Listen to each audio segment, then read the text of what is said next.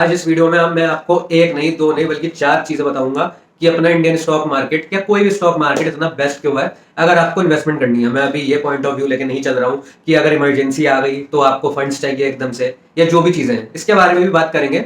But main बात है कि स्टॉक मार्केट में इन्वेस्ट करने का क्या फ़ायदा है और बैंक या फिर एफडी वगैरह में जो लोग करते हैं, वहाँ पे इन्वेस्ट क्यों नहीं करना है। सीधी-सी बात है, बैंक का बिज़नेस मॉडल सबको पता है। हमें 2 से ढाई % का इंटरेस्ट देगा और आगे किसी को लोन चाहिए, तो वही पैसा वो 10 से 15% के इंटरेस्ट रेट पे दे देता है। मतलब 20 से 25% भी हो जाता है अगर आप पर्सनल लोन ले रहे हो और इवन वो पैसा आपका है और ये जो आपको 2 से ढाई % का लड्डू पकड़ा दिया जाता है और आप खुश हो जाते हो कि भाई पैसे आ रहे हैं, पैसे आ रहे हैं। आप प्रैक्टिकली देखो, इन्फ्लेशन हमारा 4 से 5% हर साल बढ़ रहा है। तो आपका जो 1 लाख रुपए है उसकी परचेजिंग पावर हर साल 4 से 5% कम हो रही है। मतलब 1 लाख रुपए आपके 95 या 96,000 रह जाते हैं अगर मैं बोलूँ तो। अब आप कहोगे भाई कहाँ, ये तो 1 लाख दिख रहे हैं। मतलब परचेजिंग पावर की बात कर रहा हूँ, बिकॉज़ जैसे पेट्रोल 95 था, अब 105 हो गया। ये 10 रुपए का जो फ़र्क आया है। अब पेट्रोल तो नेसेसिटी है भाई, पेट्रोल तो आप पड़वाओगे लेकिन 10 रुपए आपको पर लीटर ज़्यादा देना पड़ रहा है। तो इस वजह से ये इन्फ्लेशन होता है और मतलब कोई भी चीज़ हो, कपड़ा हो, कुछ भी हो, खाने का सामान हो, मतलब जो नेसेसिटी वाली चीज़ें होती हैं, वहाँ पे आप कॉम्प्रोमाइज़ कर नहीं सकते क्योंकि भाई खाना है तो वो तो खाना है, सीधी-सी बात है। काम पे जाना है, बाइक से जाना है तो उसपे पेट्रोल तो लगेगा ही। लेकिन अगर हम स्टॉक मार्केट में वही पैसा इन्वेस्ट करते हैं, तो हमारा जो 1 लाख रुपए है, वो अगर 10 से 15% का भी हम एक एनुअल रिटर्न लेके चल दें, तो आपका जो 1 लाख रुपए है वो कितना बढ़ गया? 1 लाख से 15,000 रुपए आपका मतलब प्रॉफिट हो गया। तो जो 1 लाख की वैल्यू है वो 1,15,000 हो गई। और हम बैंक की बात करें तो जो आपका 1 लाख रुपए था वो 2 से ढाई हजार बढ़ा। चलो 3% ले लो आप, 3,000 बढ़ा, लेकिन हम 15% का रिटर्न अगर स्टॉक मार्केट में एवरेज ले रहे हैं, इससे बहुत ज्यादा भी आ जाता है। सारी बातें डिस्कस करूंगा कि स्टॉक गिर भी जाते हैं, इवन नेगेटिव रिटर्न भी चले जाते हैं। सारे पॉइंटर्स कवर करूंगा आगे। बट आपको पहले मैं लॉजिक समझा दूं। अब 3,000 से आपने देखा आपकी 1 लाख की वैल्यू तो बढ़ गई, लेकिन जो आपके 1 लाख रुपए थे वो एक्चुअल में 95 96 रहेगा। इवन ये जो आपने 2-3 हजार रुपए कमाए ऊपर के, वो भी आपको 1 साल बाद मिलेंगे। तो 3,000 रुपए जो आपने कमाए तो वो भी 5% से नीचे गिरेंगे। तो 3,000 का 5% कितना होता है? 150 रुपए होता है। तो उनकी भी 2850 रुपए वैल्यू हो गई। तो आप मोटा मोटा देखो तो आपके 1 लाख रुपए कम ही रह गए, आप माइनस में रहे। बट मैं सिर्फ 15%, जो एक एसआईपी भी अच्छा रिटर्न दे देती है। मैं स्टॉक मार्केट में जैसे आपने शेयर खरीदा, कोई भी खरीदा, स्टॉक में तो पैसा डबल भी हो जाता है। मतलब डबल की भी बात नहीं करूंगा, रियल फिगर की बात करूंगा। 15 से 20% अगर आप निफ्टी में अगर आप इन्वेस्टेड हो तो आपको आराम से मिल जाता है। अब निफ्टी 2 साल से हमारी रिटर्न दे भी नहीं रही, सही बात है, नेगेटिव रिटर्न जा रहे हैं। बट हमारा केस अभी ये वाला है कि हम पे एक फंड पड़ा है। अभी हम यहाँ पे कोई ऐसी चीज नहीं सोच रहे कि भाई इमरजेंसी आ गई तो क्या करेंगे। इमरजेंसी में तो फिर आपको स्टॉक मार्केट में पैसा डालना ही नहीं है। फिर तो भाई बैंक की बेस्ट है, या फिर एफडी ले लो आप, या फिर ऐसी चीजें बहुत होती हैं जहां पे फ्लेक्सिबिलिटी होती है। बट जैसा ये होता है कि हम पे फ्लेक्सिबिलिटी है और हमें अभी नीड नहीं है उस पैसे की, हमें पता है वो सिर्फ एक बैकअप वाला ऑप्शन है कि हमें सही में इस पैसे की इन फ्यूचर में नीड नहीं पड़ेगी, तो हम इसे आराम से रख सकते हैं 4 से 5 साल के लिए। और आप यकीन मानो मेरा, 4 से 5 साल आपने स्टॉक मार्केट में पैसा रख लिया तो आपका 1 लाख रुपए 2 लाख रुपए बहुत आराम से बन जाएगा। मतलब पैसा आपका डबल होने की बहुत चांस है। लेकिन ये डिपेंड करता है कि आपने एंट्री और एग्जिट कब लिया है, जब आपने इन्वेस्टमेंट प्लान करी है। इसके ऊपर भी मैं वीडियो बना चुका हूं, तो आप देख सकते हैं। लेकिन मेन बात एंट्री की ही होती है, क्योंकि अब आपने सोचा कि मैंने 500 रुपए का शेयर ले लिया और 5 साल बाद वो 250 या 300 रुपए पे हो गया, तो आपकी ऑलमोस्ट 50% कैपिटल तो वहीं पे गायब हो गई। प्लस इन्फ्लेशन जो हर साल 5% गई थी, तो उससे तो आप बहुत ज्यादा लॉस में आ जाओगे।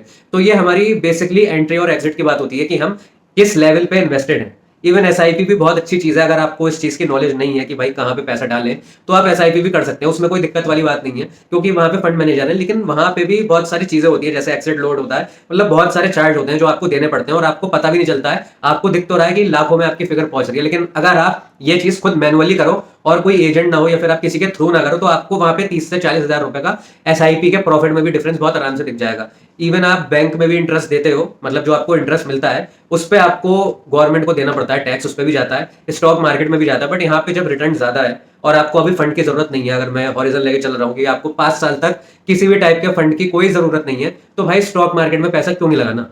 प्रॉपर्टी रियल एसेट में तो मतलब 1 लाख तो बहुत छोटी चीज हो जाती है, क्योंकि वहां पे तो फिगर्स बहुत बड़े होते हैं कि हर कोई अफोर्ड नहीं कर सकता। बट 1 लाख रुपए भी है तो आप स्टॉक मार्केट इसलिए बेस्ट है रियल एस्टेट के मुकाबले, बिकॉज यहाँ पे कोई लिमिट नहीं है, मिनिमम की भी और मैक्सिमम की भी। रियल एस्टेट में तो आपको चाहिए होते हैं भाई 30-40 लाख रुपए से कम का क्या लोगे। आप दिल्ली चले जाओ, करोड़ों में फिगर पहुंच जाती है। बट स्टॉक मार्केट में ऐसा नहीं है। आप 1000 रुपए भी लगा लो तो भी आपको मतलब आराम से आप वहां पे इन्वेस्ट कर सकते हो, एसआईपी के थ्रू कैसे भी कर सकते हो। बट आप अगर एक अच्छी कंपनी के स्टॉक में इन्वेस्टेड होते हो, वो भी सबसे इंपॉर्टेंट चीज ये होती है लेवल पे, आप कौन से लेवल पे इन्वेस्टेड हो, सबसे इंपॉर्टेंट चीज ये होती है। तो अगर आप एक अच्छे लेवल पे इन्वेस्टेड हो और मार्केट जब रैली करेगा, आपने डिप पे बाय करा, रिट्रेसमेंट पे बाय करा, ट्रेंड स्टॉक का अगर अपवर्ड में है, मतलब अप ट्रेंड चल रहा है, स्ट्रॉन्ग अप ट्रेंड है और हमने रिट्रेसमेंट में बाय करा है, तो ये बहुत अच्छी चीज है और मतलब 5 साल में आपको अपनी वेल्थ ग्रो होते हुए दिखेगी। और मेन बात ये भी होता है कि आपको एग्जिट कब करना है। कभी कभी ऐसा भी होता है 1 महीने में स्टॉक डबल भी हो जाता है, तो हमें बैठे भी नहीं रहना है भाई कि अभी से 10 गुना होते हुए देखें, मतलब होते हैं। बट अगर आपको आपका कैपिटल मिल रहा है तो हमें स्टॉक मार्केट से भी उसे विड्रॉ करना चाहिए और उस पैसे को दोबारा री इन्वेस्ट करना चाहिए ऐसी जगह पे जहां पे आपने पहला वाला अपना पैसा लगाया था, जो आपको डिप में मिला था। तो आप पे इंडिविजुअल स्टॉक की लिस्ट होनी चाहिए, या फिर रिट्रेसमेंट वाले जो स्टॉक होते हैं, जो ट्रेंड अपना अपवर्ड चल रहा होता है, अपवर्ड से मतलब है आप ट्रेंड में चल रहे होते हैं। तो हमारा मेन गोल यही होना चाहिए कि जब स्टॉक में हम पैसा लगाते हैं तो लेवल बहुत इंपॉर्टेंट होता है कि कौन से इंडिविजुअल पॉइंट्स में हम एंटर कर रहे हैं। अब एफडी में भी 6 से 7% का रिटर्न हमें वैसे मिल जाता है, बट एफडी में फ्लेक्सिबिलिटी ये होती है कि एक तो लॉक इन पीरियड होता है, और अगर आप उसके बीच उसे तोड़ते हो तो आपको उस पर भी पेनल्टी लगती है। और एफडी में भी जितना आप इन्वेस्ट करते हो तो उसमें जितना भी आपको इंटरेस्ट मिलता है तो उसमें भी टैक्स देना होता है, लेकिन वहां पे 7% है, ठीक है, वो भी एक बेटर ऑप्शन है। बट हम बात कर रहे हैं 15 से 20% की, ये एक मतलब एवरेज है। इससे ज्यादा हो जाएगा लेकिन इससे कम नहीं होगा अगर आप एक अच्छे लेवल पे एंटर करे हो। सिर्फ एंट्री की बात होती है, अगर आप बेकार लेवल पे कहीं पे भी घुस गए तो इसमें तो आप कुछ भी नहीं कर सकते, क्योंकि अब बहुत सारे शेयर हैं जो मतलब 5 साल से रिटर्न नहीं दिया। आईटी सेक्टर देख लो अपना, अब कोई 2000 रुपए में इन्फोसिस में घुसा होगा तो उसका इस समय कैपिटल 50% वाइप आउट है। यहाँ पे मतलब 7000 से भी ज्यादा स्टॉक है, तो आपको उन लेवल पे एंटर करना होता है जो मतलब हमें दिख रहा है। जैसे इन्फोसिस आज की डेट में 1000 से 1100 की रेंज में आ गया, मतलब 50% स्टॉक करेक्ट हो चुका है अपने प्राइस से, जो उसने ऑल टाइम हाई बनाया था। तो अब वहां पे एक अपॉर्चुनिटी दिख रही है कि सपोर्ट लेवल देखो, मतलब बहुत चीजें होती हैं कि हमें एंटर कैसे करना होता है। अगर हम उन लेवल पे इन्वेस्ट करेंगे अपना 1 लाख रुपए तो वो बहुत अच्छे से ग्रो होगा। बट अगर वो पैसा बैंक में पड़ा है तो भाई आप लॉस कर रहे हो अपना, क्योंकि उस पैसे की वैल्यू कम ही होनी है, बढ़ नहीं सकती। बट आप अगर ये पैसा स्टॉक मार्केट में डालोगे तो ये पैसा आपका ग्रो करेगा, आप इन्फ्लेशन को बीट भी करोगे।